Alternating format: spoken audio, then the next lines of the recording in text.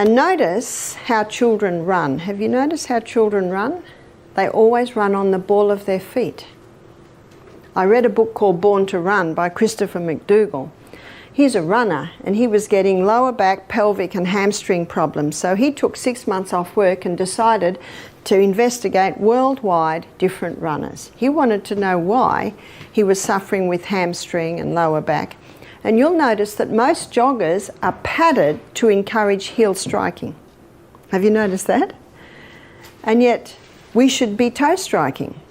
So he went to the history books and he found in 1960 and 1964 Bibi Bikila, an African runner, took home gold, both sets of Olympic Games, and he was a barefoot runner.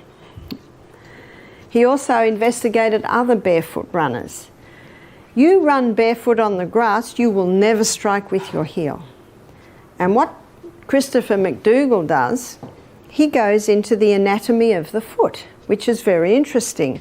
You see, the foot's been designed to strike on the toe. When you strike on the toe, it strengthens the arch and the ball of the foot has a cushioning effect and the toes spread out to sort of take the fall.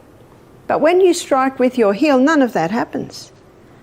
And he discovered that it is heel striking that's causing the hamstring, the pelvic and the lower back problems. Isn't that interesting? And out of that book came the barefoot runner craze. And the barefoot runner is basically runners that have a really thin sole. So I have my barefoot runners here. So I'll show you. When I buy, sorry, I've been running in the dirt this morning. When I buy a runner, I always go like that in the shop. That's what I want. And that barefoot runner allows me to run on my toes.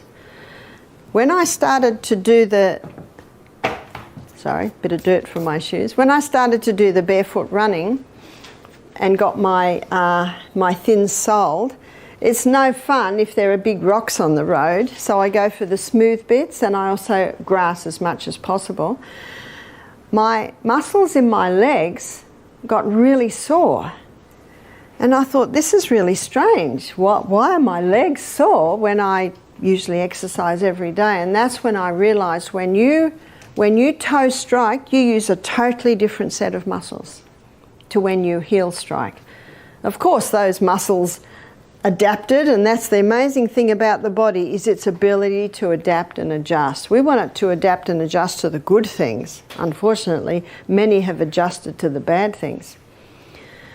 So if you do run, make sure it's toe striking. And your high intensity, it's actually whatever works for you.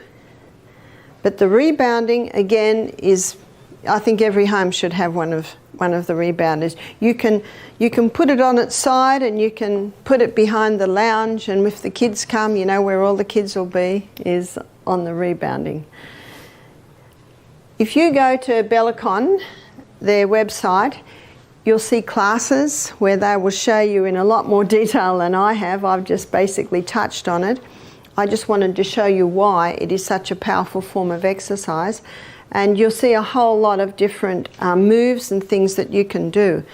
But the current figures are saying that 3 minutes 3 times a day is enough. Now that's hardly anything. So how can you put it into there? You can certainly do your 30 seconds high intensity. You saw I didn't seem to hardly do anything, and yet I'm sure you could see that my breath was starting to be catched or caught. Jogging on the rebounder. So I'm just going to move over to the rebounder again and just give you a tiny little illustration of this. You can, now if you do that on the rebounder, jogging on the rebounder, well, you'll definitely get your high intensity. But just leaping high on the rebounder might take a little bit longer to get your heart rate and your breathing up, but you certainly will get that.